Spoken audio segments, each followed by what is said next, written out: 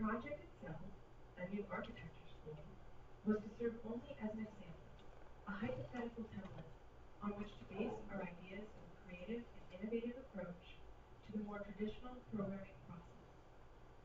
Under the suggestion to begin from a blank slate, and so as not to unintentionally draw from the existing building, we imagined an empty site that would inspire us to entirely redefine a new facility for FAMU architecture students. At the outset of the project, we understood that the pre-design phase is one of the most integral parts of the entire programming process. It affects the outcome of a major project in terms of client satisfaction, time management, and cost effectiveness.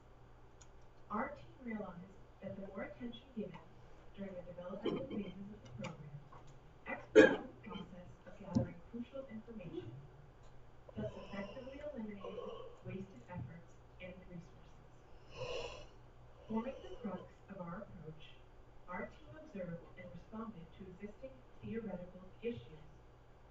We assert that technology will never radically alter the traditional requirements essential to a program in order for the client to provide their vision and direction to a designer.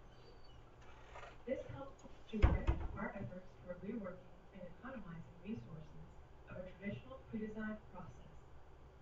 There were three issues that we observed. They included identifying core essentials of the process that are entirely fixed, those things that will never change, investigating how technology has the potential to affect the programming process in the future, and explored the things that have changed to re-examine the benefits of programming. It was through identifying these issues that we were able to define and implement a delivery method toward the end product program. The result of looking at fixed issues, future possibilities, and changes that benefit the pre-design process led us to organize and implement a plan on the basis of essential, required information that will always be germane to the design application. We began our list with the client desires. These desires included the mission, philosophies, and goals of the educational institution of FAMU, the state of Florida, and other organizations that have vested interest in architecture education. The team felt it necessary to begin with these desires, as lacking clarity in communication and understanding is this first step that often leads to pitfalls between all of the parties involved. The identified existing issue from which this stems is the idea that everyone's desires and motivations about the project will differ and will always need compromise. This, of course, is a fixed issue. It will never change.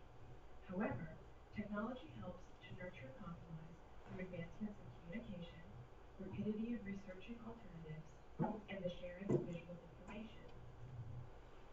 The team determined that it was necessary to examine precedents that correlate with the building typology, a collaborative, design-centered educational facility. In essence, the precedents provided a visual palette for all individuals of the design team to participate and reference. It was important to formulate an understanding early among pre-design team members that the images used were not intended to be literal interpretations of the final product. Additionally, the sharing of these images served as an icebreaker, facilitating communication between members, encouraging active involvement, and becoming familiarized with various technologies of file and photo sharing applications. With the client's desires for connections among adjacent university buildings and the creation of unique exterior spaces, the pre-design team extensively investigated and analyzed the fixed issues, future possibilities, and benefits to the holistic integration of the surrounding context and site. Client desires further wished for active involvement and shared participation within the community of Tallahassee. Therefore, the team decided to look beyond the scope of the absolute and immediate surrounds and extend the boundaries of the context and site beyond the university perimeter and into adjacent residential neighborhoods. Other key visual influences were derived from outer lying districts alongside the city of Tallahassee.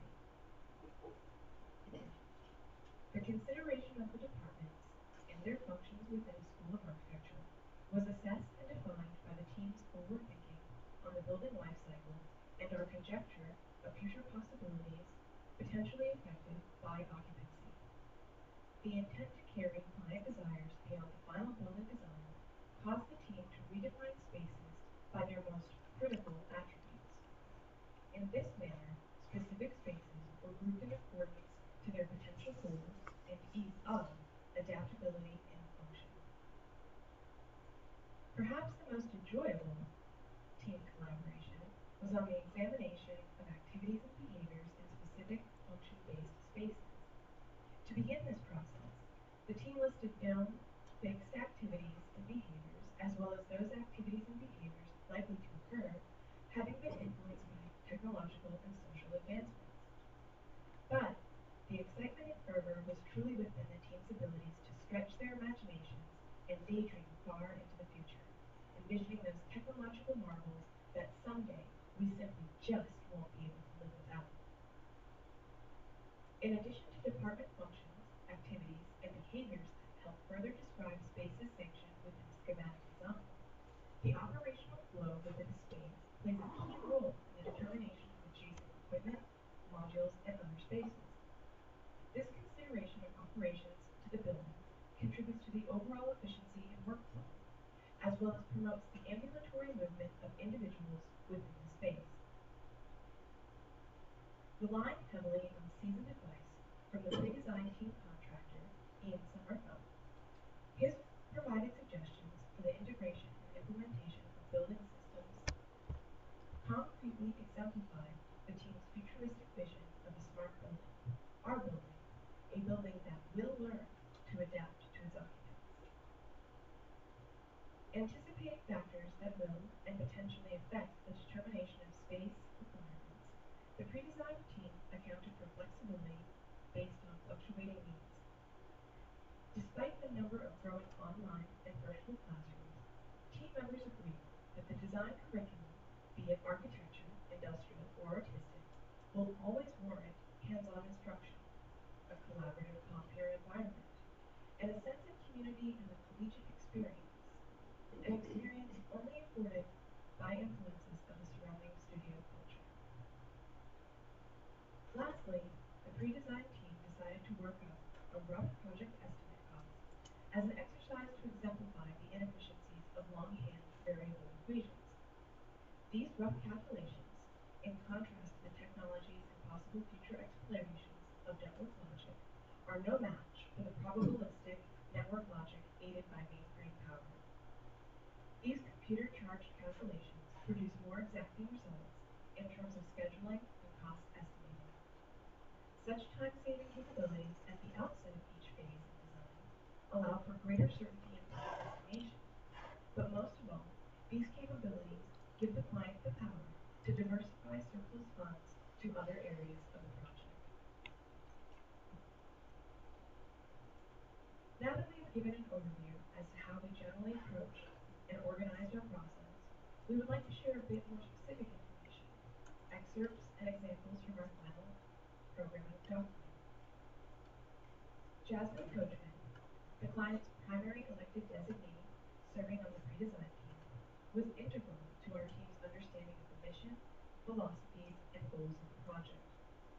She communicated the many layers of interest in the project by stakeholders like the state of Florida and the university. Overall, these entities contributed to the mission of a finished building that will serve as a beacon of innovation to the state of Florida university system, an institution that will fully represent state-of-the-art design, promoting excellence, ingenuity, and scholarship. In terms of sustainable initiatives, one of the primary goals is to create a building that will learn from its occupants, be malleable as needs and functions change, and ultimately be constructed to dynamically adapt. This idea of dynamic adaptation opposes typical perceptions of the end product, the common notion that once built, a building becomes nothing more than a static, fixed resource. The pre-design team gathered much visual information through a series of precedents to best convey their ideas and concepts. The focus was to find examples that demonstrated the aesthetic integration of structure, mechanics, and honorable. The aim, of course, was to find technological innovation that was expressed as built for. The purpose was to provide suggestions for a building environment that would imbue the client's desires and philosophies both visually and physically. On the examination of the existing conditions, the team sought clues toward an approach to the surrounding context. Based on the client's desires for transparency, connectivity, and harmony with adjacent residential areas and existing campus structures, the team concluded that the guidelines to an overall effective design and approach for subsequent details would respect the surrounds in terms of massing, scale, size, and proportion. The design team agreed that this approach would leave the architect much freedom in terms of the choice and use of materials, structure, architectural style, and exterior cladding. Understanding that there are many complexities in the makeup of a building lifecycle, building information modeling has revolutionized communication between client, programmer, contractor, and architect. It facilitates comprehension of building components and major systems from an early point in the design process. But, from another perspective, building information modeling provides a platform for clients to align their long-term operations, maintenance, and future expansion with probable adaptations of the building. It was from this secondary perspective that the team wished to grant freedom to both the programmer and the architect in their execution of the arrangement of spaces. However, a single stipulation was that special effort and attention be granted to the relative dispersion of static and dynamic spaces, that the placement of these spaces find a harmonious distribution throughout the building based on their conversion capability, that they could be easily modified to perform a wholly different function than originally intended. By stretching the limits of imagination and using the client desires as an impetus, the pre-design team agreed that activities and behaviors should reflect design technologies that best engage the student in a multi-sensory nature. With that, the team envisioned a large gallery space that would ultimately perform many functions, functions like critiques and provide a student work environment. Based on the advancements seen in the varied dimensionality of holographic design presentations, this large space, aptly titled Arc 8, would situate itself within the building and become the proverbial epicenter of much activity. This activity would include long-distance but interpersonal meetings and collaboration on projects, cater to student presentations in virtual reality environments, and provide simulations where computer-generated visualizations would rise to life on a one-to-one scale. Not only will this space better represent concepts and ideas, but it will give the ability to literally walk through the design and provide the student the advantage to dissect their building while fully understanding the systems they have integrated for better building performance. It will be a technology that will heighten students' analytical skills to hone an understanding of building tectonics through structure and mechanical systems. Other student luxuries that were derived from the activities and behaviors known to occur over the course of the 24-hour period included a student lounge cafe and extravagantly outfitted water closets, just to name a few. The cafe would be designed in such a manner that it would accommodate the various activities of the architecture student, including napping, studying, eating, digital drafting, and group collaborations.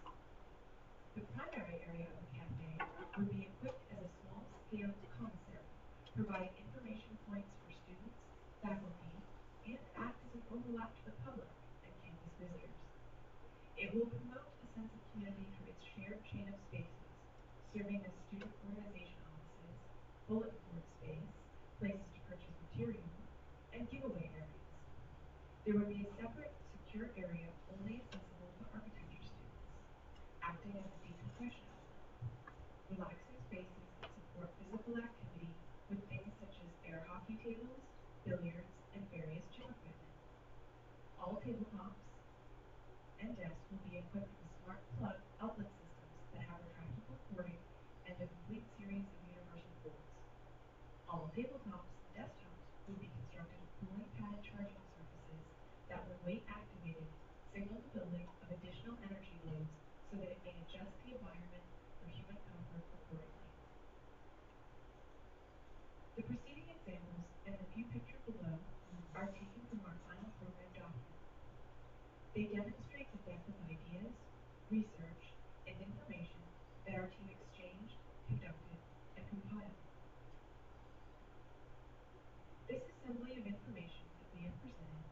was an objective response to issues identified as unchanging circumstances, future possibilities, and technological benefits that have impacted the programming process. Building information modeling has come to allow energy analysis tools to review schematics early on. In this way, calculations can be provided to the client, demonstrating clearly such things as the calculated cost savings by something as simple as reducing interstitial space by 10 inches. From the client's desires and fantastic futuristic possibilities to environmentally conscientious decisions and practical cost considerations, the pre-design process provided us an invaluable experience. On behalf of our team, J2SI, we thank you for your attentive company today.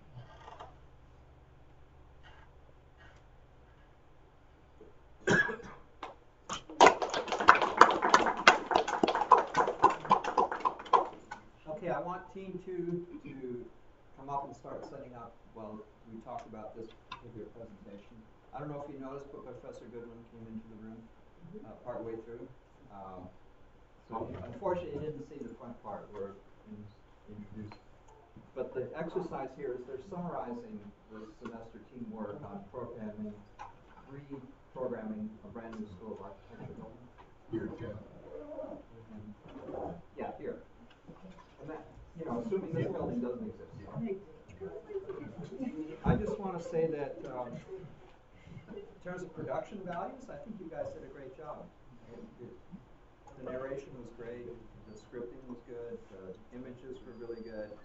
It was a good summary, and I'm looking forward to seeing the complete document on the 9th. This is just a summary of the program that they're going to give me on the 9th of December. Okay. So, and we have 2 teams going each class for about 20, 25 minutes each. So we've got a few minutes to discuss. Anybody in the class? I just want to say one thing. Why were people coming in and out of the room all the time?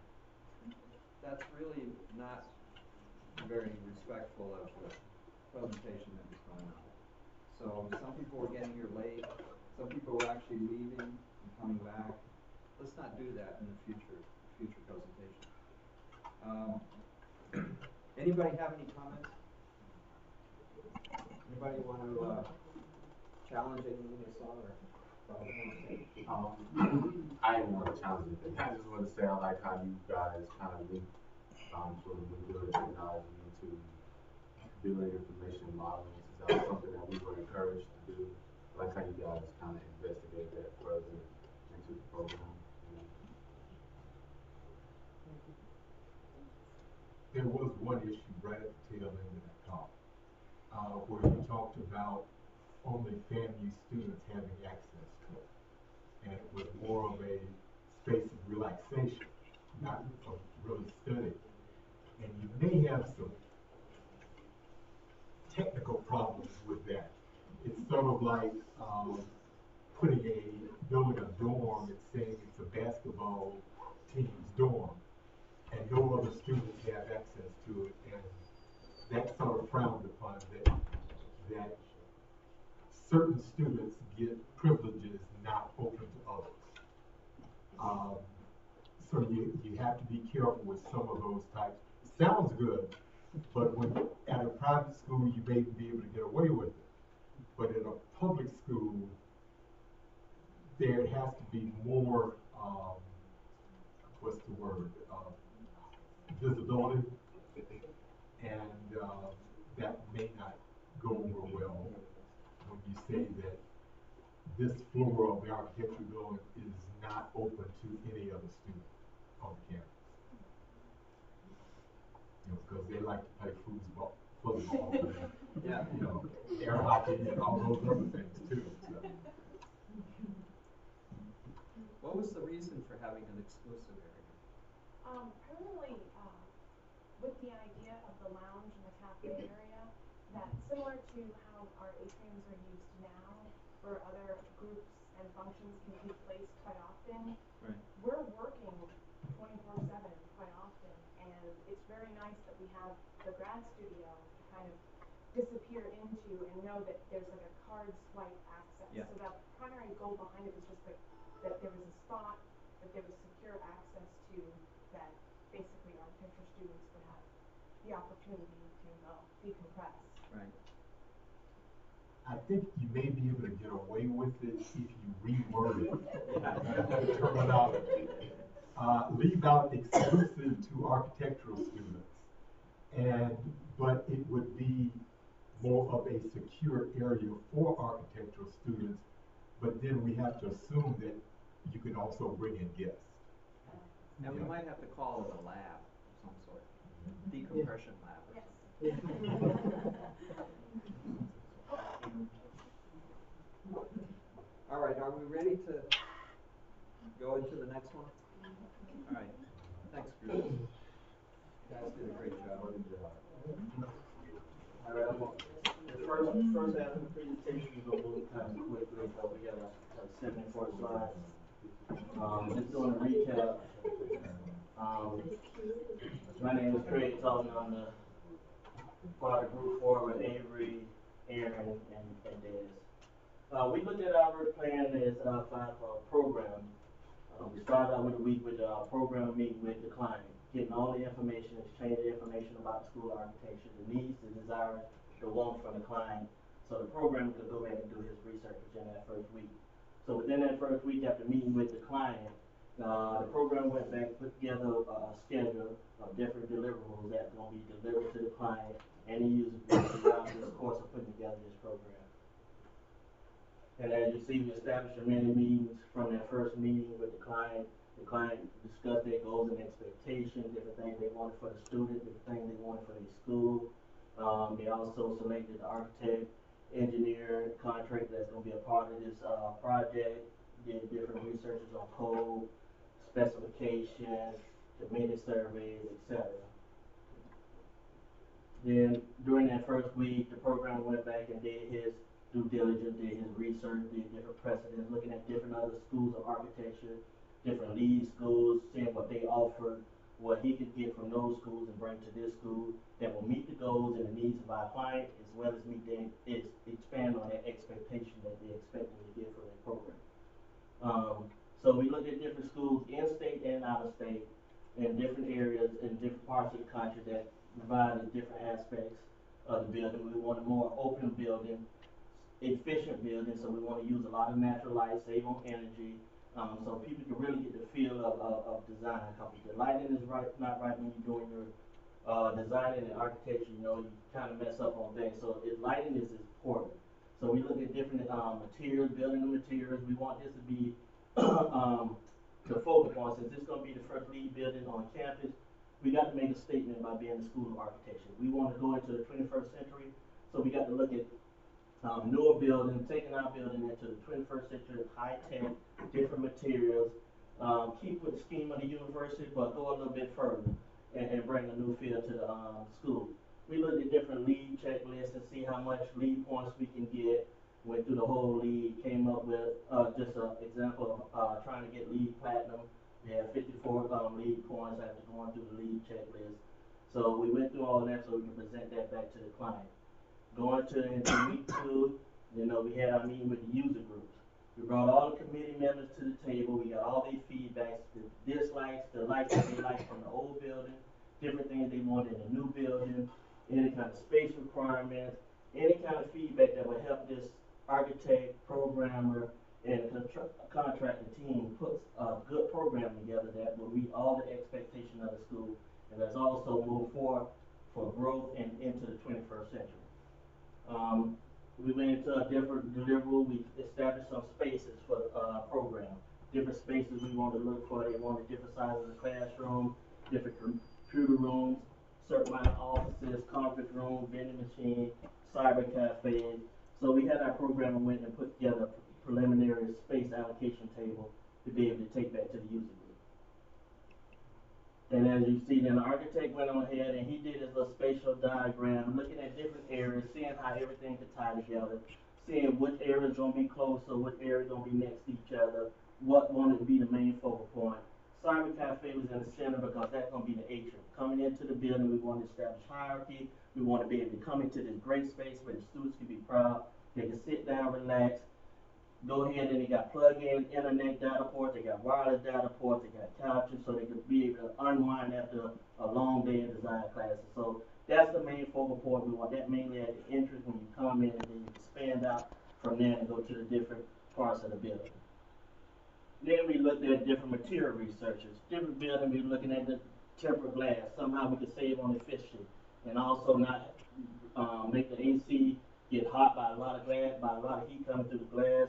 Different kind of temperatures of glass. We looked at different interiors, automated light controls. You know, when you automatically leave the room, the lights automatically cut off. When you come into the room, they turn back on. They connected to like a motion sensor. High efficiency lighting, indoor and outdoor. And we start looking at thermal control. You know, something where we can control the AC in the wintertime and in the summertime and have an efficient building. Then we looked on the exterior part of the building, looking at a different skin of the building, going with some aluminum panels outside, also doing brick, concrete. I noticed that in FAMU, FSU engineering building, FSU got a lot of buildings of that type, brick bottom, and they got a lot of aluminum panels on the outside. We're giving you more of that high-tech feel, more of that something that's going to be exciting, brand new, and it's not on the center of the campus, but it's right here on the main part of the campus, so when people come in, this building can stand out. And then also we looked at the different architectural components, different things that the architect wanted to achieve, you know, during this whole thing. Clear glass provide for openness and transparent and inviting architecture. Also looking at technical values for the design team involved around efficiency design, MEP system, HVAC lighting control, etc. Also with pure white interior capture, the natural color of light through the day. And they probably got that from Richard Meyer. Richard Meyer likes to do a lot of white building, a lot of white interior design that brings out the color into the building and make it real nice. He has a lot of open space also. Going into meeting 3, then we met again. They met every week with the client, the user, the architect, and they traded off different information. During this week, the client used the information, they collected information from the week before that was asked for. They came out with different other research information that they want to provide to the client, expanding more on this program.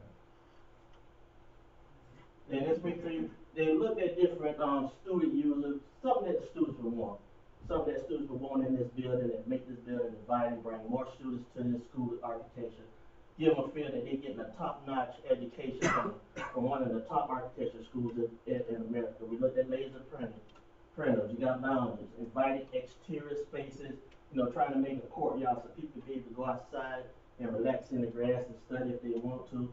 We gave them a nice lounge area for the cyber cafe or something where they can go and just relax, get them a coffee or something, and be able to rejuvenate for the next class.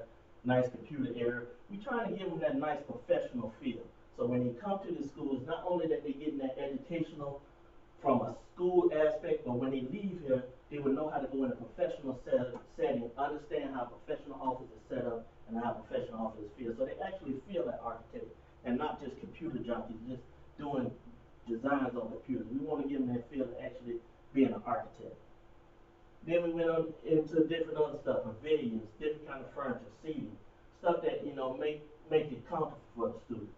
A lot of students, if you got some comfortable seating, trust me, a lot of students would love to come here and just relax and sit out sometimes. When you sit in some of the hard seating that the university provides, you know, people want to keep moving. And we try to provide something inviting. Make students want to stay here, not rush home or rush this place to do that, but they just want to go and just relax. And then they can unwind. Then we went at different faculty users, going in different offices. We want to show we want this building to be like a teaching building. Showing some exposed structures where we can actually be able to teach them and they can be able to look and see exactly what this trust is, how the connections actually come together, how the classroom can be set up like an office down here, where they actually know how it is to walk into a professional office. And you can be able to learn more about the architecture and the construction side, so the students will know how to put the building together. Then we had a percentage of, at that point, we had a percentage of how much we was completed, so we could show the user group how much work we did, how much information we gathered, and what's still left in the program. Then when week 4, we started getting into the meats and guts of everything. We started getting into more diagram, more information that go into the program. You know, we looked at the survey, you know, we did a list of questions that we gave out to the school, people in the school, students in the school, some faculty, and we had a list of different questions that we asked them what do they like and what did they didn't like about the school, different equipment, AutoCAD, Revit, studio stations, classroom, etc. You know, one of the questions was, do you prefer drafting tables in a studio or a desk or workstation? You know, one person said, I think that it's important not to lose the essence and skills of drafting. It is important to have all the technology down packed, but being able to draft is special. You know, they gave that wow factor, which is true. Because if you go in a professional setting, a lot of architects want to see if you can be able to sit down and draft and be able to sketch something out right quick in front of the client. Everybody's not going to be able to pull out a laptop and try to do a design on a computer. Yeah, you can learn that, but we want to give them that skills where they know how to use their hands, they know how to sit down and draft, they know how to sketch. If they sit in front of a client and the client got an idea, they can sketch the idea right quick for the client, so the client got to see it for themselves. And so that was one of the questions. Somebody else said no. School of architecture in general is going to a time where drafting is never used. Instead of writing down, we all will have hand tablets with a pen and able to convey our ideas on that. And yeah, you know, everything is moving in technology. Technology is moving with these tablets. You know, first you had laptops, now you got iPads, now you can do iPads and write on them with a pen. You know, yeah, technology is moving, but it's always good to have that hands-on experience. Then another question, should all studios be equipped with laptops with AutoCAD and Revit? No, definitely. One person said definitely, AutoCAD and Revit is extremely important for where architects is going. Everyone will need to know how to be efficient with these programs. Now, laptop, desktop is beginning to be provided by the school. Other people say, yes, I feel it is important to have studio equipped with laptops. I personally do not know Revit, but when I was starting a project in third year, if I had the access to a computer, I would have been already on it. You know, and I know a lot of people don't have laptops. A lot of people can't afford a laptop. That's why computer stations and computer rooms were added in a lot of these facilities. But at this time, you know, it's good to have both. Have a computer in there, and then after hours, people can go to the computer lab. And we got several other questions moving forward, and I'm gonna move through that. Then we got to the functionality plan. The architect put a list of spaces together on the first floor and see how they work together functionally. You know, you got staff support over here, you got family and faculty support, you know, you got the faculties in the front, you know, where you get the most mass and the most exposure. You got the whole faculty ring over here. Then you have some library, you have some classroom, you have some studio space and atrium space on that side. On this side, you have a cyber cafe, gallery. Then you have different kind of storage room, classroom space over there. Then he went to the second floor, and he did pretty much the same thing. But it's saying how this building will work functionally, put the spaces closer together that students and the client may want closer together so everybody could be able to flow through this design nicely. Then we did a little bit of flexibility. You know, the concept of flexibility must be considered when establishing this building program. So we did examples. You know, we can have an open space, but we can divide that space can have different uses. We can have a studio that can be used as a classroom with different kind of smart equipment, smart boards, so people don't have to leave their studio to go find a bigger space where the teacher can be able to show something. Then we got another one that can be split up in 3 different spaces. You can have a studio, a computer lab, and a print shop all in one area. So students don't have to keep moving the class, got to go print there. Don't have to go use the computer there. So we're trying to have these multifunctional spaces where everybody can be interactive in the same space without having to leave their space and go to another space. And then we go into the level of access. You know, looking at the level of access into the building, the faculty, the students, you know, family, students, maintenance workers. You know, some areas that you may want students to get to, some areas you don't. Some areas is restricted for faculty, some areas is strictly for maintenance workers, but, you know, to keep people out of harm. So you did a chart and a graph showing different levels of access for the building. And then, you know, we wrote down different things. Reducing and controlling school access. Establish one main entrance and put a sign identifying that main entrance. Everybody, we need wayfinding. Everybody needs to know where's the entrance to a building. A lot of buildings on campus, nobody don't know the entrance. You can't identify the entrance. So we wanted to identify the entrance of our building in this program. Then we also went into priority. What spaces was priority? So we did the chart. Studio is the main priority. So we're here to teach students. Students are coming here to get the knowledge and experience from us. Then we go to design, sustainability. Then you go to history and theory. Different color code and different size give you that priority in this program and let you know what the user group and the client want and expect from this program. Then we go into the site analysis. Then right here we're looking at the existing site, looking at the resources and the surroundings. To this site analysis, we looked at different areas. We looked at right here the main access to the buildings. We looked at the entry ports to the building. We looked at entry ports to the other buildings surrounding it. You know, we looked at the different courtyards, different bus stops. We analyzed everything about the site so we'll know how to position our building, so we can know where we can get the best bang for our buck in this building and have it where it to be more effective to the students, more effective to the public, easy access, easy to get to for the faculty and staff, and anyone that comes to the university to visit and to see this establishment. Then we looked at different utility plans. Looked at seeing how we tying into the campus utility, so we got to see how that utility is ran, what is underground. Because when you get into construction, you don't want to hit any underground power equipment, any kind of thing that's underground that may shut down another building and cause a whole havoc across campus. So we had to do our due diligence and looking at different site plan topography, looking at the utility plans around that area where we could tap into. Then we looked at the utility impacts, these different kind of things that the user group provided to us that they want to be a part of this program, a part of this building. When we put these documents together, we got to abide by their rules and regulations and what that they got set in place. Then after week 5, we had another meeting, and then we're going into other different. We're looking at tier spaces, total project cost, looking at need for landscaping outside. You know, the project fund. We put together a project fund based on PICO dollars. PICO is where we get the money from the government. And we got it broken down for different years. How much money they provided for the architect, engineer to do their plan. Then how much money we got in construction, and how this money gonna be allocated. How they gonna give out this money each year so we can be able to pay the contractor to keep moving with this project. Then we looked at ideal spaces, how we want this space to be, how different spaces in the building that we want to emulate to give this high-tech feel, to get this efficient feel, and so our student body can be proud to come to this school. We looked at,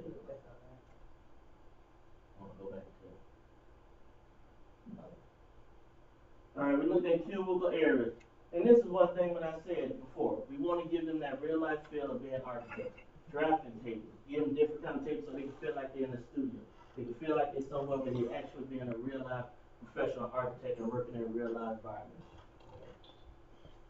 Lounge area, different kind of design lounge area to make the students comfortable and excited about coming to the School of Architecture at Florida A&M. Then we came to tier spaces. Architects put together different tier spaces. You know, spaces that they felt like was important and they wanted to group together and see what space would be dominant over there. This was the first floor a diagram. This was option number 1, where they got the faculty space on one side of the building, green space on the other side. You know, you got the library, cafe, classroom, and the student spaces like the studios and stuff like that. Then they went to another option, and they switched around and they played around with these shapes and see which one would best relate to what the client wants. Then you went to the second floor, did a similar diagram, but he had gallery spaces up on there. Other classrooms, digital presentation spaces. And then they did another option for that second floor, removing stuff around based on the comments from the clients in the user group. Then when he went to the third floor, he did another with put the library and cafe spaces up there. You know, put an outdoor green area up top, you know. You don't necessarily have to be outdoor on the ground. You can put that green area up top. So people can go outside and feel like they're on the ground and have nice grass up there. And that could be some lead points for the roof below, because they got green spaces up there. And this was another option that he did for the third floor.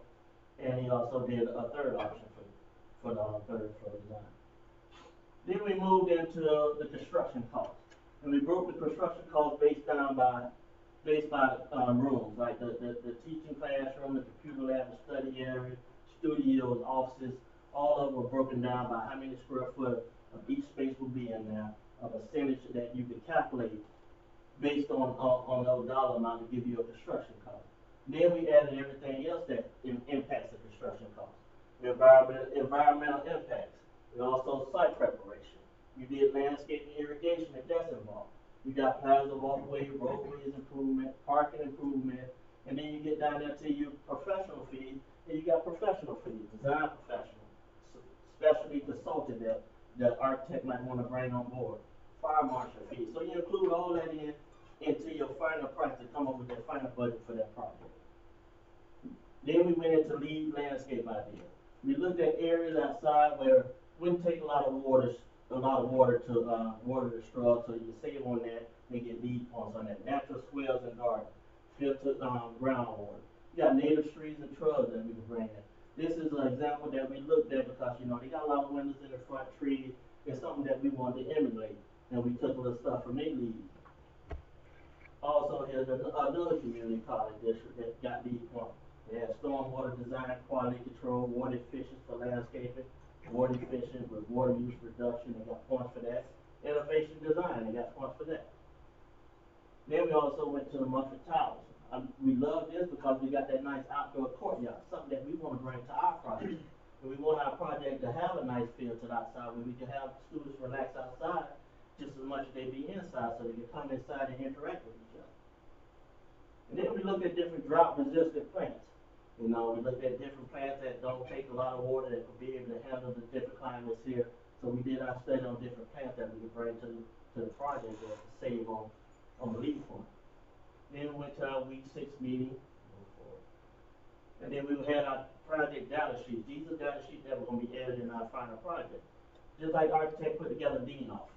So this is an example of our data sheet. You know, we got the dean office without description, you got the net square footage with 185 net square foot. You know, one dean office, that's all you need for the building, one dean. So, you know, they have a general description. And the general description of the dean office will utilize this office, letting you know who will be in this office. Then they got the different materials for the office. You want VCT flooring. Okay, maybe that's what they wanted. You know, you got that for the user group. Gypsum wallboard. You got the different base. You got 6-inch wood base. You got the ceiling height. You want the ceiling height between 9 and 12 feet. You know, the standard windows. You know, furnished blinds on the windows for the dean. You know, so you can control the sunlight. Then they got the furniture equipment. Different furniture that they want inside this space. You know, a desk, credenza, computer, bulletin board. You know, you got coat racks. You got side chairs. And then we broke everything about all the way down to the plumbing and piping, the HVAC, and even the electrical requirements that they wanted. Then we moved on to the staff office. Did the same for the staff office. Conference room, we went into that. Facility research center. And these are some of the main points that we area we looked at in the project. So that's why we presented these data sheets for it. Then we moved on to the computer lab, seeing what was all included in the computer lab. And then the student collaborative learning spaces, you know. Did the data sheet for that. And the cyber cafe. What was all going to be involved in the cyber cafe was the lounge area. Then we went to our project construction schedule. You know, based on what we finished with this program at the end of the semester, we put together a preliminary project schedule. How long it would take to go through the construction documents from the conceptual schematic stage on to the family approval. Then you go into design development. Then you go into construction documents till you get your final permit and construction started. And then you go all the way through the construction with, you know, site permitting, going through the substantial completion when furniture come in, and that gives a final date of 2016 of when this project will be complete. And then at the end was our last meeting. This will be our final delivery. When we give in the final program, that will have a lot of those data sheets, a lot of site analysis sheet information will be in there. Everything that the user group can take and have everything put together so they can be able to move forward with this project. At the end, with 2 minutes remaining, that concludes our presentation.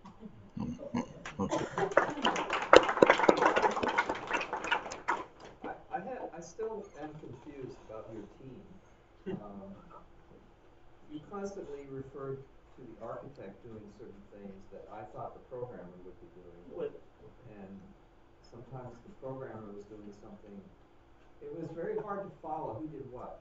Well, the architect and the program work hand in hand. When it comes down to a program, and realistically, sometimes the architect is the program. So we put them two together. That's the confusing thing, because you list them separately. Yeah, they are separate. But you treated it as though it's one person. They work together collaboratively as a team. Them two, as soon as the program met with the client at the beginning and knew who the architect was, they linked up to work hand in hand. So the architect will be able to come up with his design scheme and feedback to the program. The program can be able to feed information back to the architect. They work in collaboration with each other. Well, you know, well, Did you ever think about just saying we throughout the presentation, so that you are thinking of this as a team, not saying that the architect is necessarily responsible for this, the program is responsible for that. The team is responsible for the whole. Yeah, And I think it would have come off much better because you went from we to they yeah. very, very constantly. okay. You would say we in one sentence and the architect or the programmer. You may as well say I. In some cases. Hey, I was speed through it. I know I got 20 minutes. But, you know.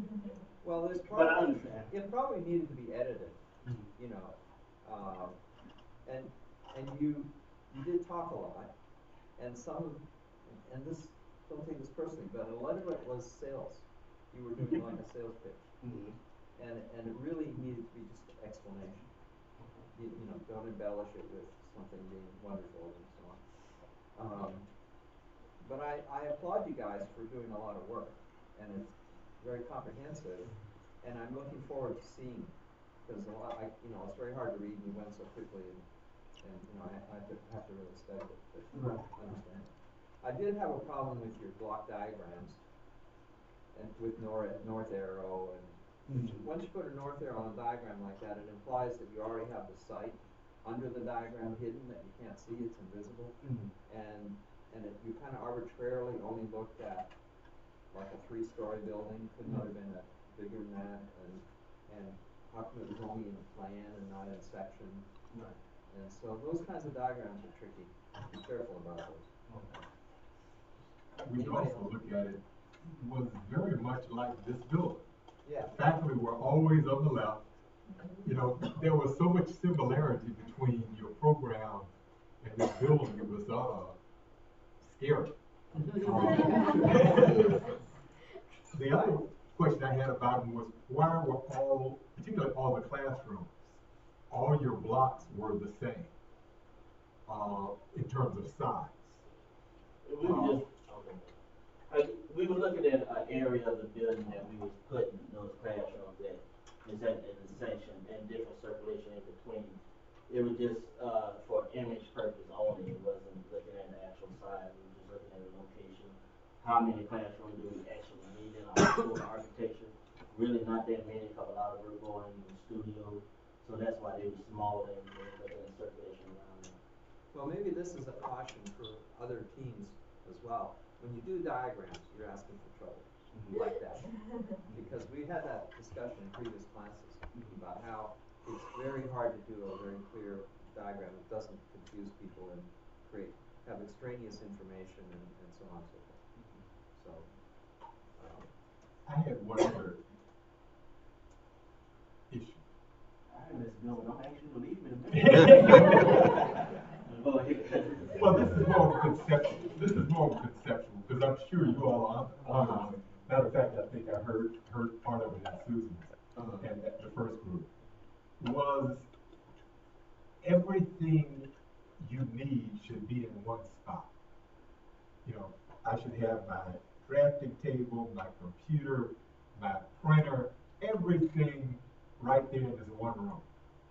Now, why can't you get out and go up to the next floor and see somebody else? You know, if you're locked away in your studio, in either the grad or the 5th-year studio, how do you ever get to know, or how do the other younger students get to know you? Well, what we were really proposing is a real life scenario. In a real life practice of a smaller business, you don't really go outside to go to another part of the building. In small business, everything is right there.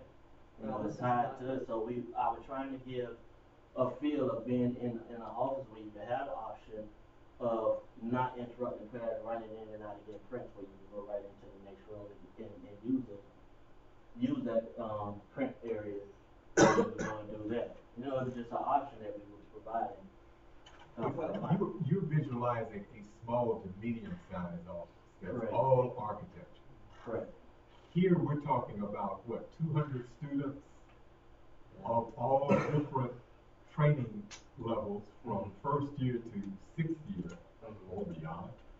And there wants to be this interaction. It's sort of like working for a multi-discipline office. And you have architecture, mechanical, electrical, structural, all within the same group. You're always Yeah. cross-communicating. I think there's a bigger point here. I think your mindset was too much caught in the present and the past. And I think the point that Bob made, that it could be this building, also is it could be today and it could be yesterday, but not really tomorrow very much.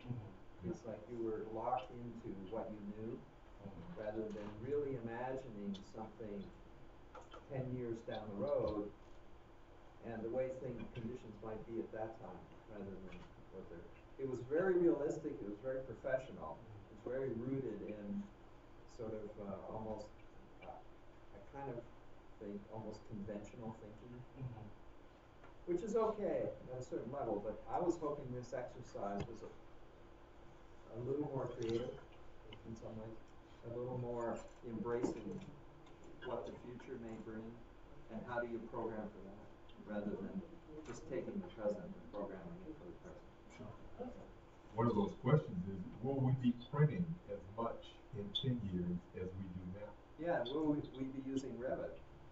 And will we even have laptops? Everybody will have $100 tablets, and everybody will have one. And you may not need a computer lab. You know, so there, I think you just sort of have to let yourself go and sort of take a jump to the future. You know, you have to be that futurist that says, okay, this is the way we're going to be going. Well, we have time to revamp this, Professor Hawkins, correct, right? Yeah, that's right. So we have time to revamp it. We'll take all comments and consideration. We got one more. And I am disappointed that the rest of the team, you kind of carried the load. In the future, I want to see more like Des, you just came in late and sat there. I don't think that's good.